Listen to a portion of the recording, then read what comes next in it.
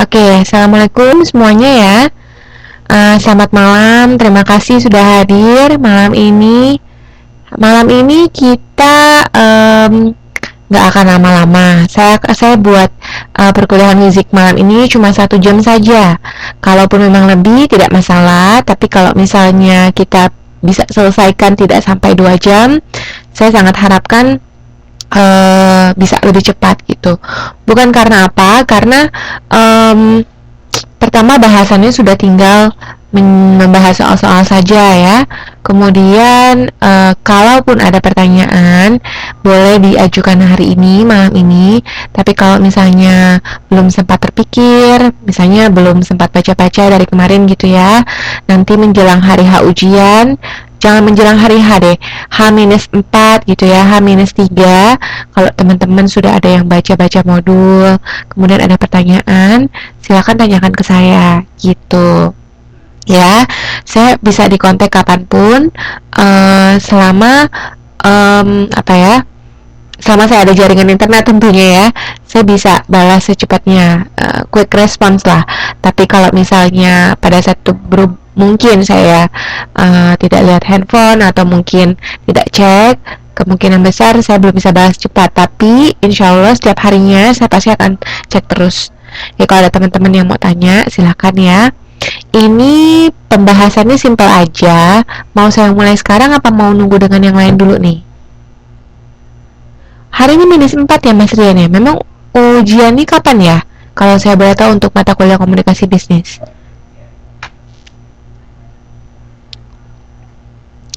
Tanggal 10. Kalau tanggal 10 berarti bukan H-4 dong ya. Kalau tanggal 10 masih ada sekitar mungkin 11 hari lagi ya. Oke, berarti masih ada waktu ya untuk baca-baca dulu. Kalau sekarang belum ada pertanyaan gitu. Saya harap sih teman-teman semuanya bisa ya menjawab ya dengan benar, hati-hati juga. Pesan saya dalam mengerjakan soal ujian sih kemungkinan besar pilihan ganda, benar nggak ya? Pilihan ganda.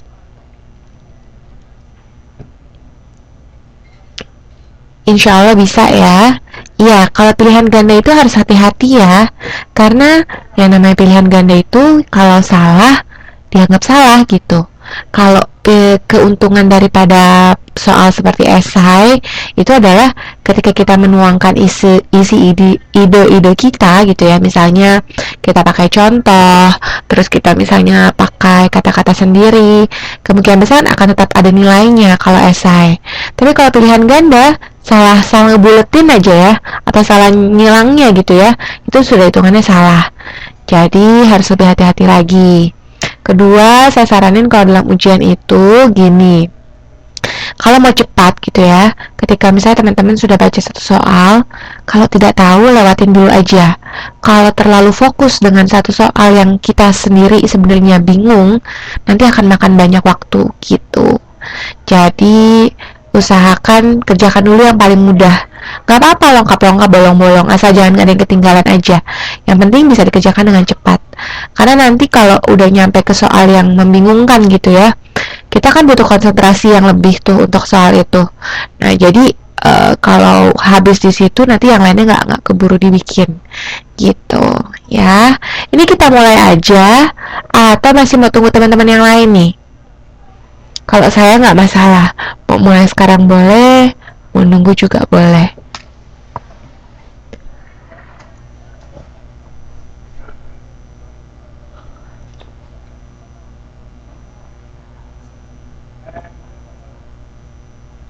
Sekarang aja ya, oke kalau gitu. Oke deh, oke saya mulai aja kali ya Mbak Desi, Mbak Dina ya. Semuanya sudah pegang modul masing-masing ya? Sudah pegang? Oke, sudah ya.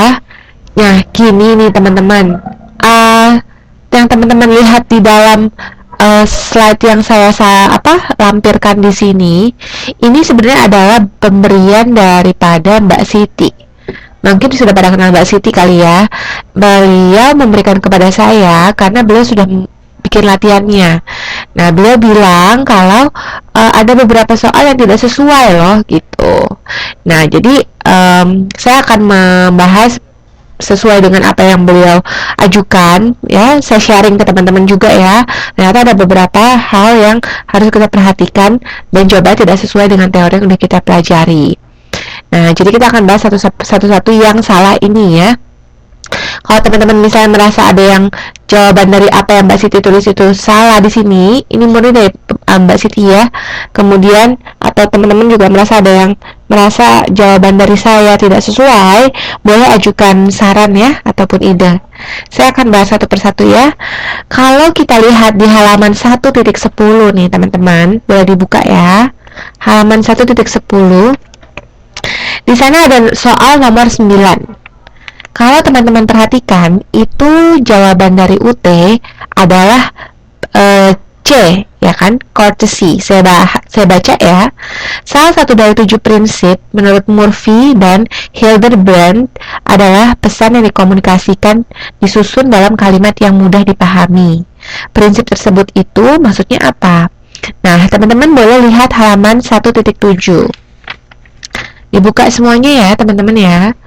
Nah, di halaman 1.7 kalau teman-teman udah buka, kan ada 7 prinsip ya. Kalau teman-teman masih ingat ya, ada completeness, conciseness, concreteness ya kan.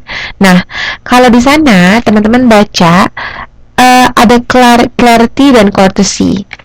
Kalau clarity itu apa sih? Pesan yang dikomunikasikan disusun dalam kalimat yang mudah dipahami. Clarity itu dalam bahasa Inggris ya kan. Kalau bahasa Indonesianya itu maksudnya adalah kejelasan gitu. Jadi clarity itu dimana pesan yang disampaikan tuh jelas, pakai bahasanya nggak sulit, mudah dimengerti, mudah dipahami, simple intinya. Nah, kalau courtesy itu apa? Courtesy itu sopan santun dan tata krama. Jadi, bahasa yang kita gunakan pun bahasa yang tahu tata krama, yang sopan, ya. Nah, berdasarkan soal nomor 9, tadi kan intinya adalah pesan yang dikomunikasikan disusun kalimat yang mudah dipahami. Kalau mudah dipahami itu lebih ke sopan, apa ke kejelasan?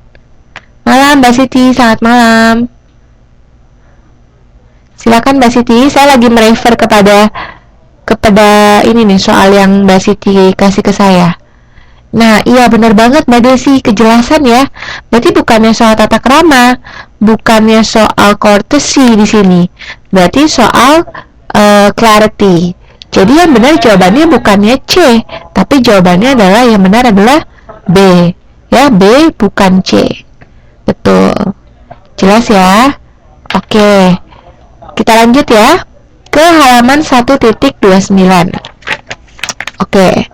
Nah, di halaman 1.29 nomor 10 nih teman-teman. Dari 1.30. Ini 1.30 ya harusnya ya. Oke. Kalau teman-teman lihat, fungsi komunikasi bisnis dalam manajemen adalah apa? Apakah informasi, persuasi, kolaborasi? Karena jawaban menurut UT yang benar adalah ketiganya. Coba teman-teman lihat halaman 1.28 deh teman-teman. Coba lihat halaman 1.28 ya. Nah, kalau teman-teman baca ada paragraf kedua. Maaf nih, suara saya agak kedengeran berisik gak ya? Suara saya agak kedengeran berisik atau enggak? Halo? Sebentar ya, saya agak tutup jendela dulu kali ya, soalnya agak berisik.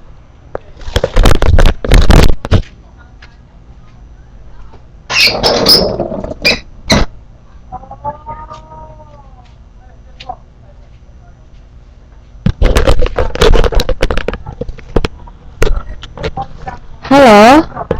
Oke, sudah jelas? Ya, maaf ya, soalnya di tempat tinggal saya ini bawahnya itu adalah night market, jadi agak berisik. Maaf ya. Oke, tapi saya udah tutup jendelanya kok. Nah, oke, sekarang jadinya kita bahas lagi yang nomor 2 ya, yang 1.29. Maaf, 1.30 ya. Nomor 10 itu fungsi komunikasi bisnis dalam manajemen adalah apakah informasi, persuasi, kolaborasi. Tadi kan saya bilang lihat halaman 1.28 ya teman-teman ya. Coba lihat 1.28 dan baca di paragraf ketiga. Fungsi komunikasi dalam manajemen adalah sebagai alat untuk mengintegrasikan dan mengkoordinasikan para pelaku bisnis. Fungsi komunikasi ini mengikuti juga fungsi manajemen, yaitu perencanaan, pengorganisasian, actuating, dan pengawasan. Komunikasi dalam bisnis sangat penting untuk mendapatkan informasi dan mempengaruhi. Coba digaris bawah itu. Komunikasi dalam bisnis sangat penting untuk mendapatkan informasi dan mempengaruhi. Mempengaruhi bahasa lainnya apa kemarin? Kita sudah bahas, betul Mbak Desi, persuasi ya. Berarti selain untuk mendapatkan informasi juga persuasi. Berarti sebenarnya yang nomor 10 itu yang benar tuh adalah informasi dan persuasi aja. Yang benar tuh 2A dan B. Tapi secara tidak langsung ya teman-teman, kolaborasi pun sebenarnya ada benarnya. Kolaborasi, ada yang tahu nggak sih kolaborasi itu apa?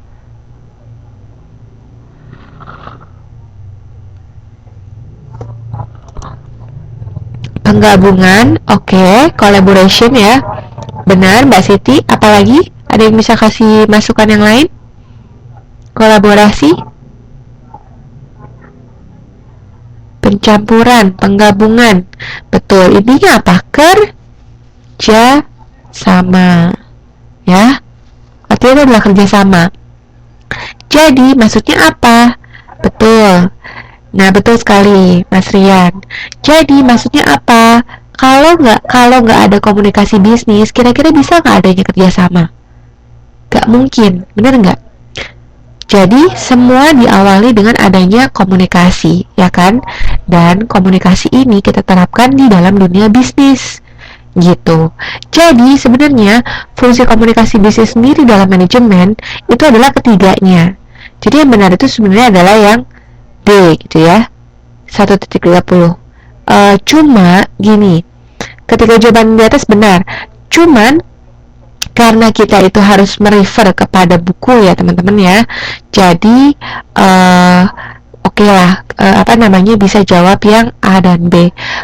Kalau misalnya ada jawaban yang A dan B benar atau ketiganya benar, saya sih sarankan jawabnya yang A dan B benar, karena itu merefer kepada buku.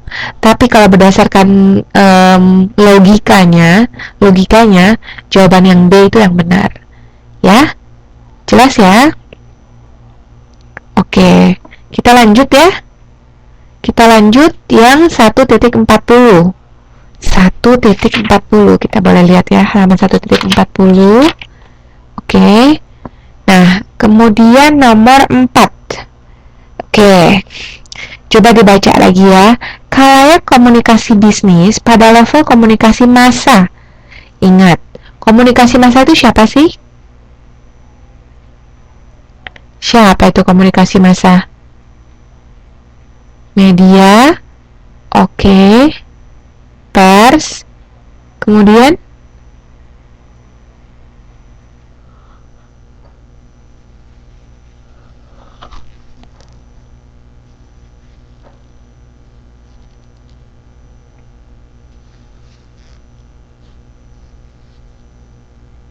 media cetak. Oke, benar.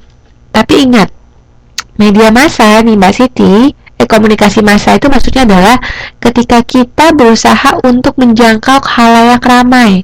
Khalayak ramai itu siapa? Masyarakat. Gitu ya. Nah, jadi pada level komunikasi massa artinya menggunakan media, menggunakan pers, menggunakan media cetak, kita berusaha untuk berkomunikasi dengan orang banyak secara sekaligus. Gitu kan ya. Nah, terus di sini ada pertanyaan, khalayak komunikasi bisnis pada level komunikasi massa itu sifatnya gimana? Apakah terkonsentrasi? Apakah anonim? Apakah beragam? Apa semua jawaban di atas benar? Kalau berdasarkan dari jawaban UT itu adalah D, benar nggak? Padahal coba kita lihat ya teman-teman ya, dari halaman sebentar 1.33 teman-teman, boleh dibuka ya. 1.33 di paragraf kedua. Boleh saya bacakan ya. Selanjutnya, kita melihat khalayak dalam